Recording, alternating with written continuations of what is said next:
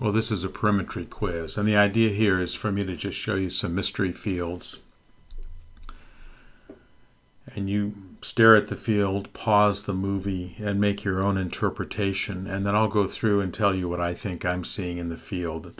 Hopefully we'll teach you some artifacts that can really trip you up in making a diagnosis, and show you some other interesting fields. So here's the first one, and let me know what you think of this field, or let yourself know since I can't hear you.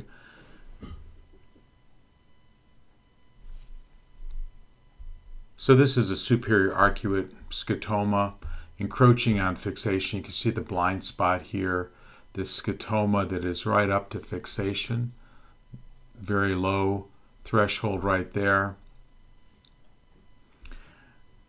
Some people call this a Derringer scotoma because it looks like a little pistol.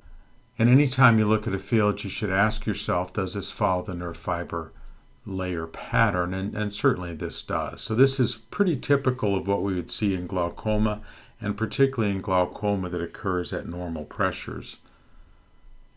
But it can occur at high pressures as well.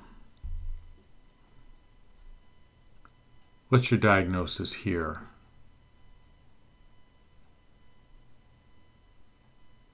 So this is somebody who's had a cataract extraction. If you look at this visual field here, you can see that it's diffusely depressed, and that shows up in this mean deviation plot compared to normal fields. But there's, in the pattern standard deviation, there's really no focal defect suggestive of glaucoma. And then as you take when we take the cataract out, this all goes away. But you can see that the pattern standard deviation has been normal all the way through.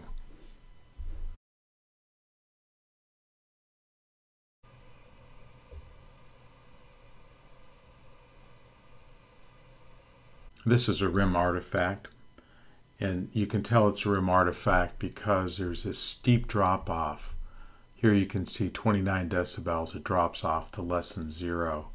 You can also see that it doesn't follow the nerve fiber pattern at all. It crosses the midline here on the nasal side. Usually these are people with plus refractive errors, like this aphakic patient. You can see he's a 14 diopter hyperopic correction. And in this case, the rim artifact goes all the way around. Sometimes you'll see this as if the patient's falling asleep and not being observed, as they back their head out of the perimeter, they'll pick up the rim of the corrective lens.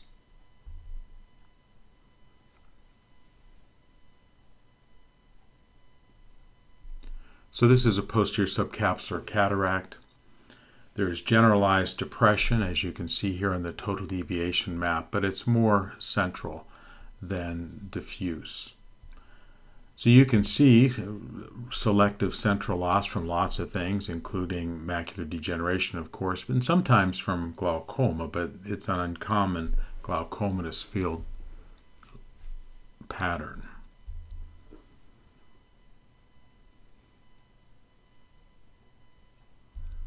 Well, this is a classic cloverleaf field from false negatives. You can see that the patient responded to the 4 cardinal points and then stopped responding to the field examination. This is something you usually see in people who are tired or elderly, and this is not an interpretable visual field.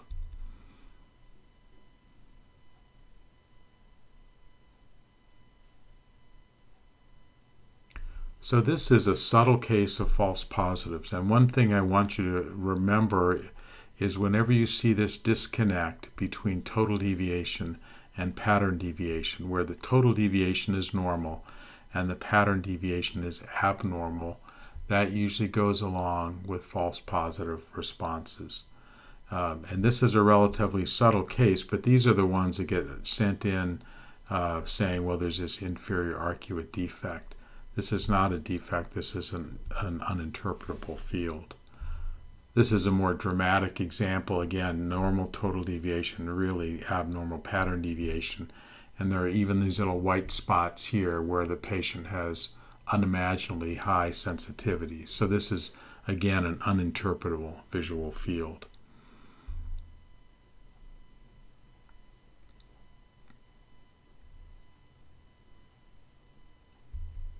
So this is a dense superior arcuate scotoma. It follows a nerve fiber layer beautifully. It respects a horizontal. The patient has excellent performance, no false positives or false negatives. You can see the gaze tracker here looks really good. Pretty classic glaucomatous field change.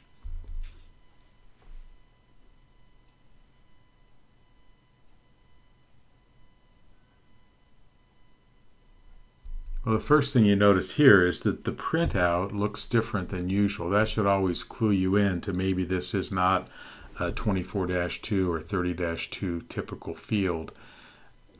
This is somebody who has extensive visual field loss, so extensive that we're only measuring the central 10 degrees. So you can see that this is not a 24 or 30 degree field, but only 10 degrees, and we're using a large target. So this is end-stage glaucoma with just a very minimal field remaining.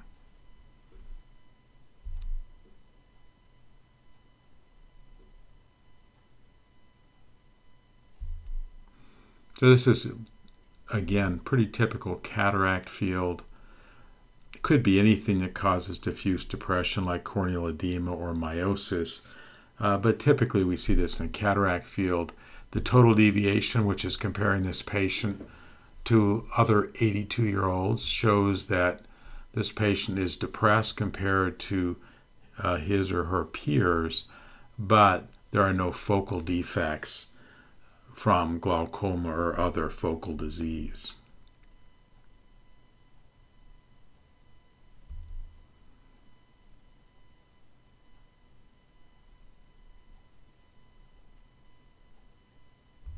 So this is a learning curve, and what you see here in the first field is the patient has a lot of visual field loss, but it doesn't really fit any pattern.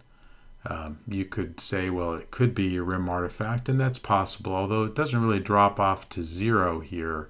It's just kind of randomly depressed, and when the field is repeated, the patient gets better and has a much more normal field. One of the real problems we have in perimetry is that sometimes the first field is so disorienting for the patient that their performance isn't great.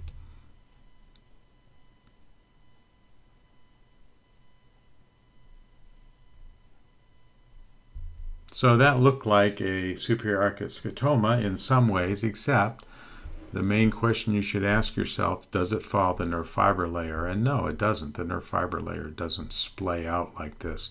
And it also doesn't have this funny little dip here. So this is somebody with a lid defect, lid artifact, and then when the lid was taped up and the test was repeated, the exam was completely normal, as you see on the right.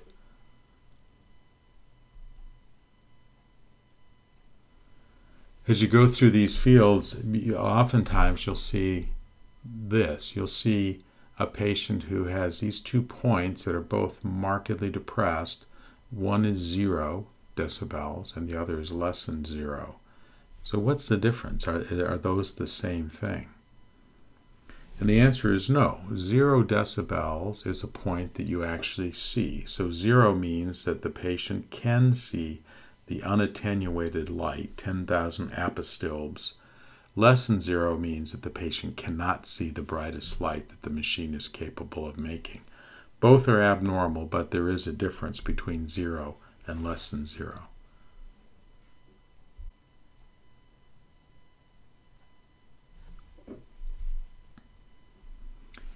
Well, this is a low-hanging blind spot.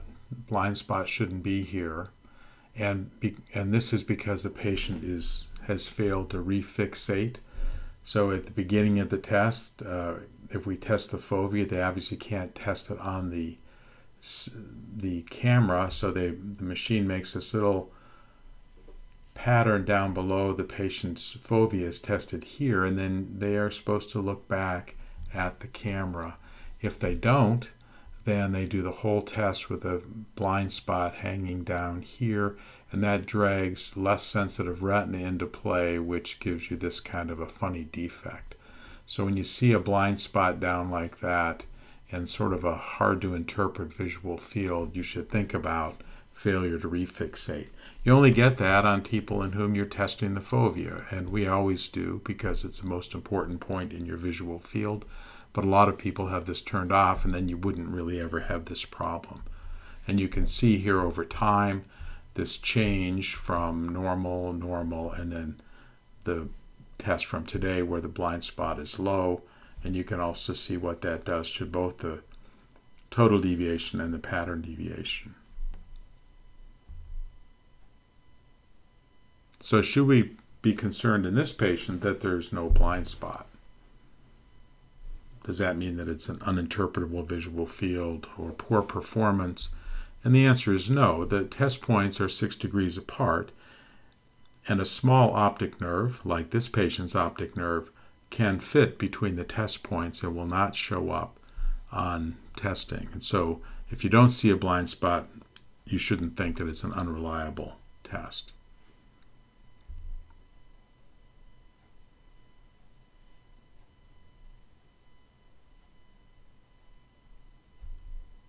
Well, so the answer here again is it's a plus refractive error. So you have a +3 diopter refractive error, then you add the correction for near and are much more likely to get these sorts of rim artifacts. And we've already talked about rim artifacts.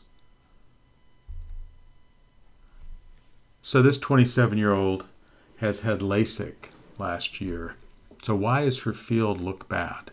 Why does she have all this area of diffuse depression on total deviation when compared to people of her own age?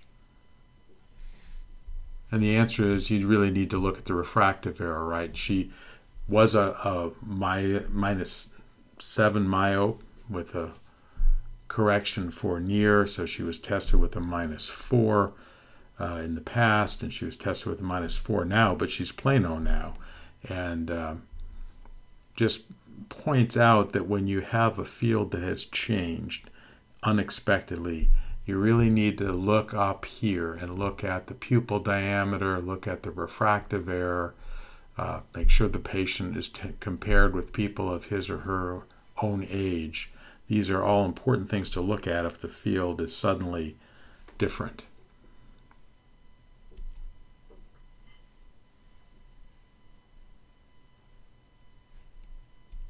Well, this is just an evolving superior arcuate defect.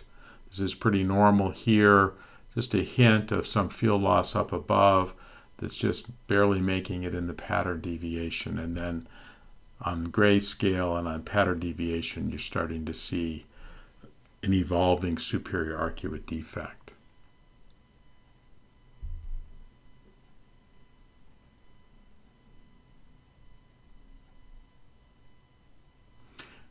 This is a hard one because I've already said that when you see this difference between where the pattern deviation is more abnormal than total deviation, you should think that this is somebody who is false positive, trigger happy, anxious patient. But this patient is a rock star in terms of taking visual fields. No fixation losses, no false positives, no false negatives. So this is the uncommon exception to the rule that I said about this disassociation between total and pattern deviation. There are people who have vision on the right side of the bell-shaped curve. They have great vision, better than 20/20, and so when they have a field defect, it might show up in pattern but not total.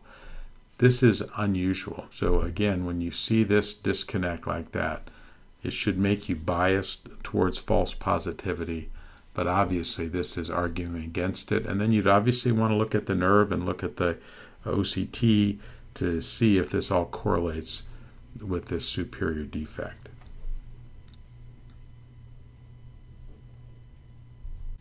So the question here is, why does the gaze tracker down here at the bottom look so bad, and yet we only have 1 of 18 fixation losses? And the reason is because the way that fixation losses are determined is that periodically the perimeter will come back and send a spot of light into the optic, where the optic nerve is. And if the patient responds, that means that the nerve has moved. In other words, the patient has moved their eye. But if there's this large area around the nerve that is non-seeing, we can still fire targets out here and the patient won't respond. So these patients who have large peripapillary atrophy or big staphyloma around the nerve often will not demonstrate fixation losses, even though their fixation isn't that great.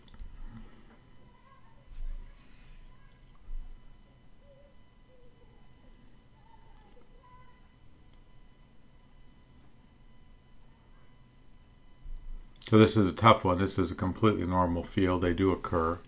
This is someone with great performance, right? No fixation losses, no false positives or false negatives. Everything is within normal limits. You look at the gaze tracker. Sometimes these are the hardest fields to call because we're always looking for pathology. Let me show you some examples of change analysis so that you get used to looking at these.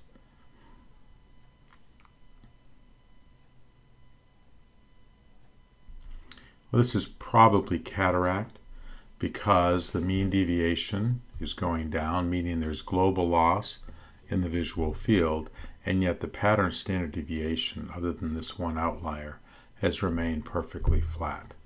That means somebody who's getting global loss without focal loss is probably cataract.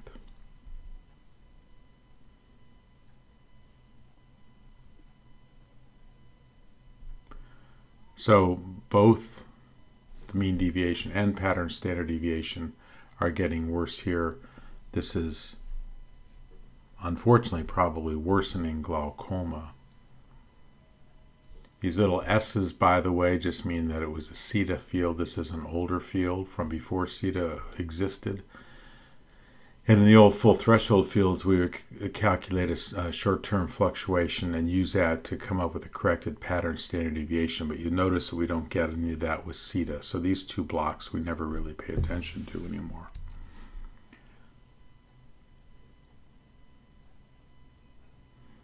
This is just a really good example of somebody who's getting worse from cataract.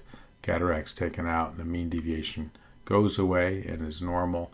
And throughout the whole experience, there's been no change in pattern standard deviation.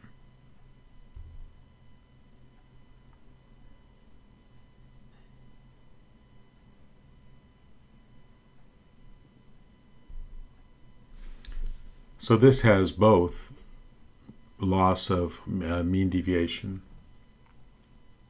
and pattern standard deviation. The mean is more rapid than the pattern, which may mean that there's both cataract and glaucoma, but this could all be glaucomatous loss.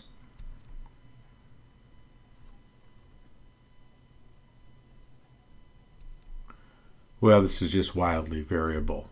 It'd be really hard to pick up any meaningful change in this patient because they're all over the map at every occasion.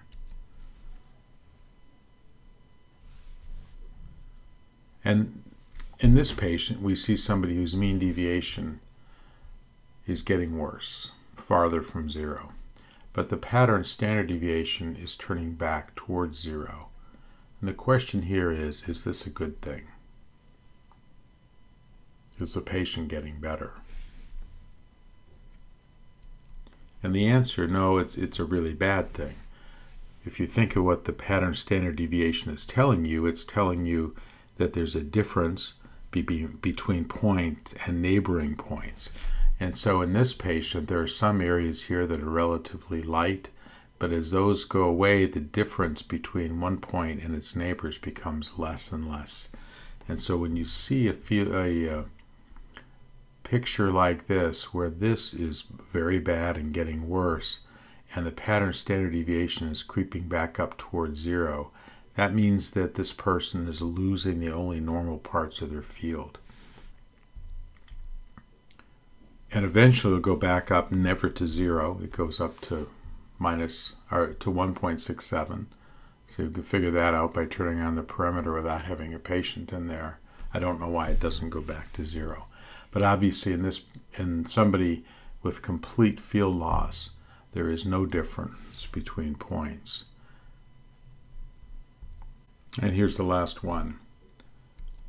This patient has 5 out of 6 fixation losses, 33% false positive errors, 21% false negative errors. You can see the gaze tracker is all over the map. Is this a real defect? And the answer is that while this is a terrible field, and the patient's not good at taking fields, he didn't make up this defect. This is real. This is a very classic superior arcuate defect. What it does mean is you don't want to use automated perimetry looking for subtle changes in the visual field when the patient is such a poor field taker. You do hope that if this is the first field, that there will be some learning effect and they will become better and better over time.